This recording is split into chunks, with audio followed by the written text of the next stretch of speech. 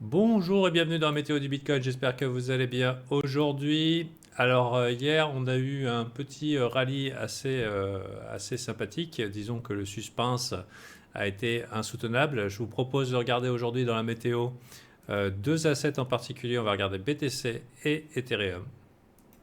Tiens, ça c'est pour les good news.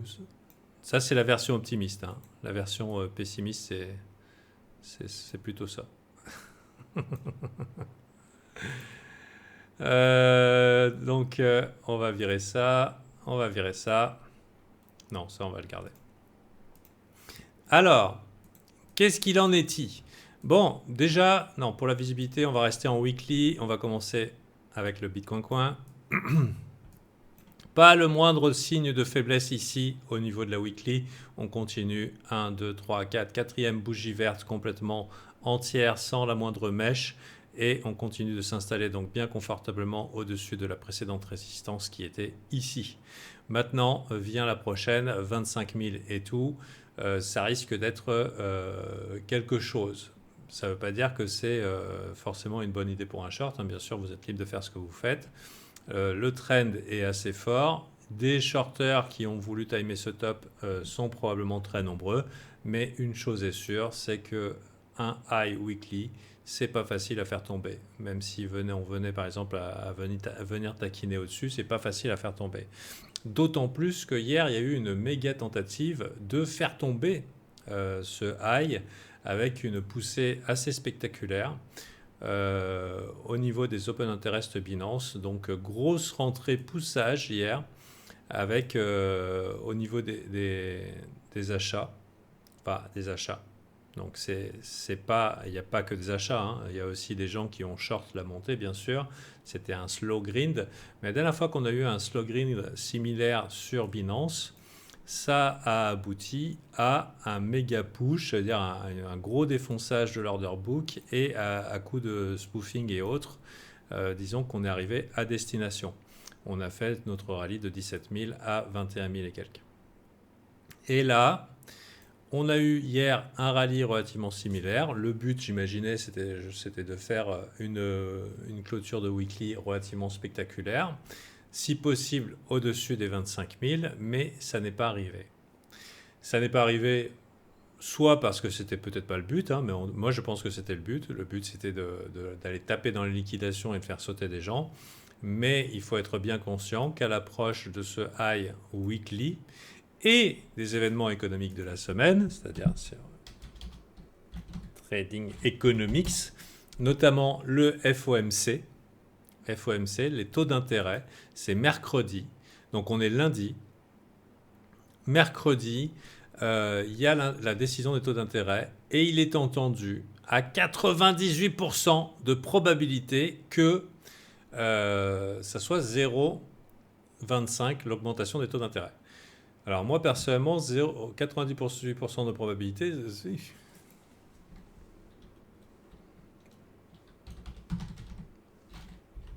personnellement, les 98% de probabilité, je me dis, oulala, c'est le genre de truc qui amène potentiellement à la catastrophe, pour plusieurs raisons. Déjà, le marché a pricé en anticipation quelque chose qui est certainement arrivé, enfin qui va certainement arriver. Donc 98% des gens pensent que on va passer de 425 à 450. Donc, ok, d'accord, mais ça veut dire qu'il y a zéro surprise. Si on arrive à 0,25, zéro surprise, donc pas d'impact sur le marché, dans le meilleur des cas. Powell peut toujours balancer une bombe à la fin dans les questions en disant un truc de merde. Ouais, bon, il nous parle de ses outils, ouais, les outils, l'inflation, machin, blablabla, blablabla, blablabla, blablabla. Et après, il dit, ouais, bah, peut-être qu'il va falloir augmenter 0,5 la prochaine fois. Ou 0,75 la prochaine fois. Ou on n'exclut pas que machin. Enfin, tu vois, un truc qui part de travers pendant les petites interviews de fin de truc et on se retrouve finalement déjà dans un événement qui sera volatile. Il faut savoir que ça sera volatile. Up ou down, ça sera volatile, hein, quoi qu'il arrive.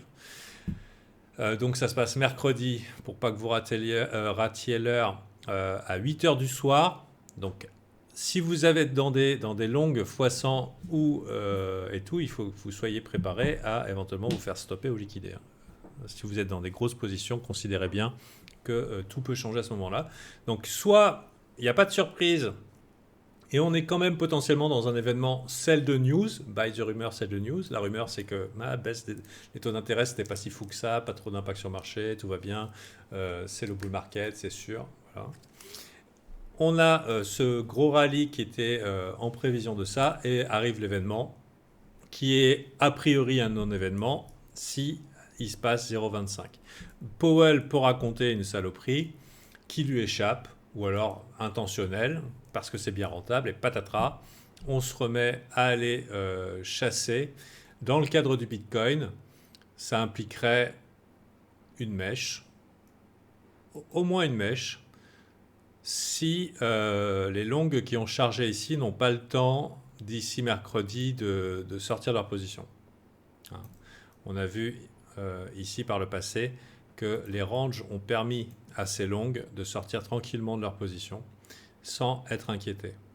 Mais s'il n'y a pas de sortie de position et que ça continue à insister en mode up only, on peut s'attendre à une mèche assez violente parce que c'est rentable, parce qu'il suffit d'un accident avec le jeu des corrélations indices. Là, les corrélations indices, on voit que ça commence un petit peu dans le rouge. Donc on a bien terminé dans la semaine dans le vert. Clôture plutôt rouge. Le marché s'était arrêté là pour le Bitcoin. Et là, depuis la session nocturne, on voit que a priori, la session européenne, je ne sais pas si elle se prépare à plus de dip ou à une reprise haussière, mais pour l'instant, c'est en train de glisser vers le bas. Et pour moi, ça fait sens. Ça fait sens que, à l'approche de cet événement, et après, pour ceux qui ont pris les plus gros des beaux moves, ce qui n'est pas mon cas, pas de chance, ça arrive, on commence à dérisquer. Pourquoi ? Parce que mercredi, volatilité, donc à la limite, on voit après coup ce qui se passe. Mais après, ceux qui ont raidé ça avec brio, après un gros profit pourrait être OK pour dérisquer, alors qu'on est quand même sur des highs long terme. Sur le S&P 500, on a cassé. Non, on a fait la touchette, un petit peu comme Bitcoin. On est venu taquiner ici les résistances long terme. Et là, on a 2 jours pour casser et c'est sûr, ça traverse. Vous voyez ce que je veux dire ? Non, c'est pas sûr du tout. C'est une résistance qui est relativement solide et a priori, les longues vont peut-être pas trop se tenter à l'approche d'ici. Maintenant, en même temps, le marché, il peut être cool et finalement, Powell, il dit non, mais la prochaine fois, c'est bon, pas d'augmentation des taux d'intérêt, t'inquiète. Et boum, on se retrouve avec un prix qui est sous des résistances majeures et une méga bonne news qui d'un coup finalement continue à propulser le marché plus haut à la surprise générale éventuellement ou en tout cas ou à l'enthousiasme général. C'est une des possibilités. Pour l'heure, je dirais qu'on va peut-être se calmer à l'approche de mercredi, voir si on ne se calme pas, peut-être se prendre une méga douille mercredi. Voilà. Mais il y a la possibilité que ça se passe bien aussi.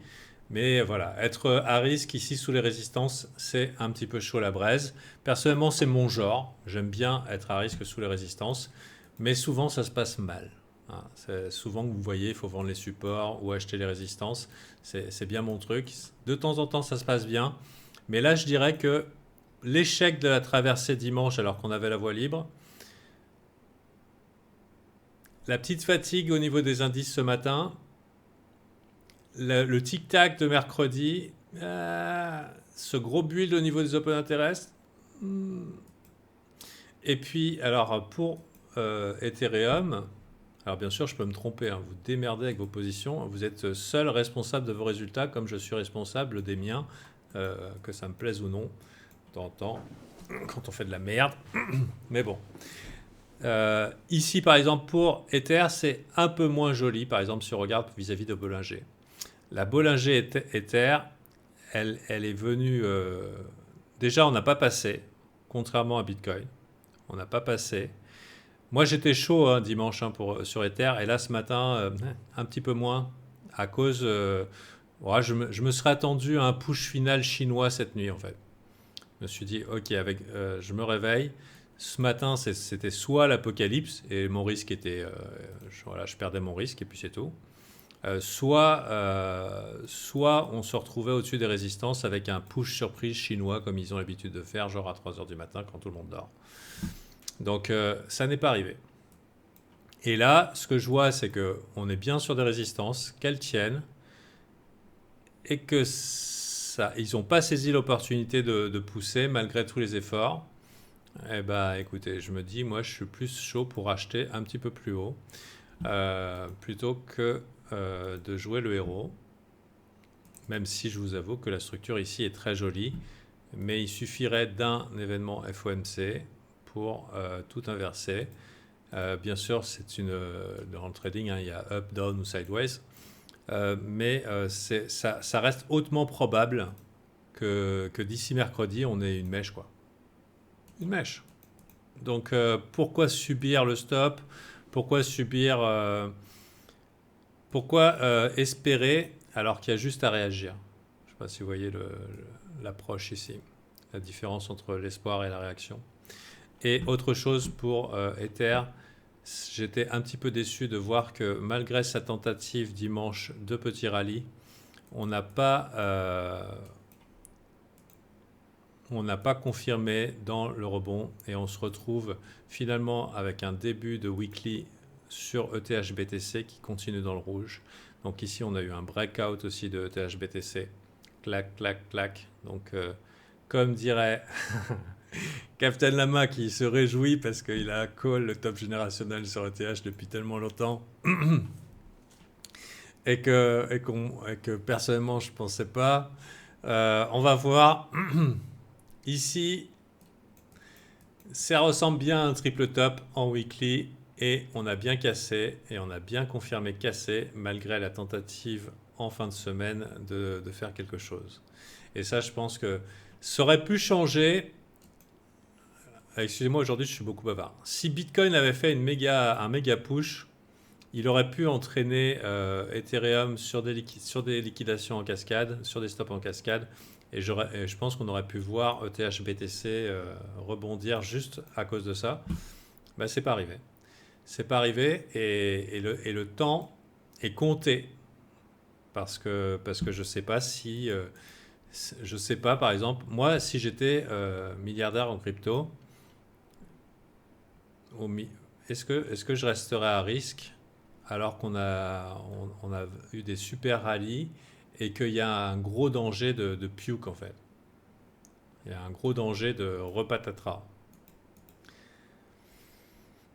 Alors, donc du coup, moi ce que je vais faire, et du coup quelle est mon approche ici, c'est que même si je suis conscient qu'il y a des très beaux graphiques long terme, ça c'est un très beau graphique long terme, enfin en tout cas, sauf si vraiment il se fait déglinguer. Qu'est-ce qu'on a comme joli graphique?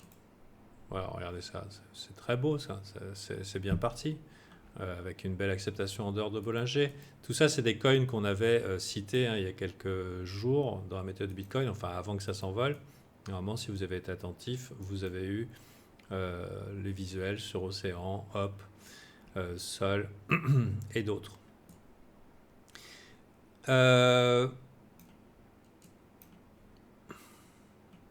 Ouais, donc mon idée ici, c'est de repasser court terme.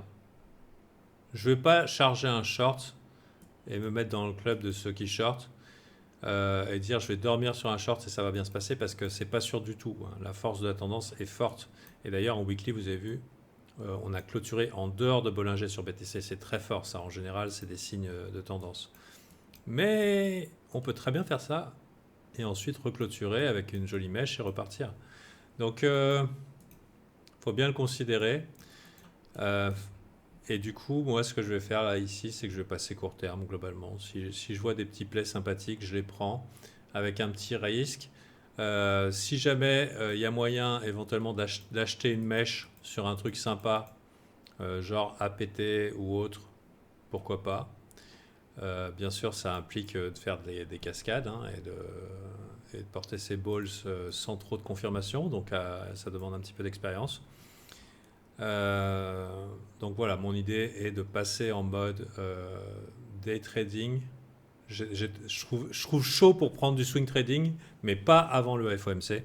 Et ça, c'est si ça se passe bien, parce qu'il y a le cas où Powell, où 98,9% des gens se trompent et ils nous annoncent un 0,5 ou un 0,75 parce que pour faire la blague, quoi.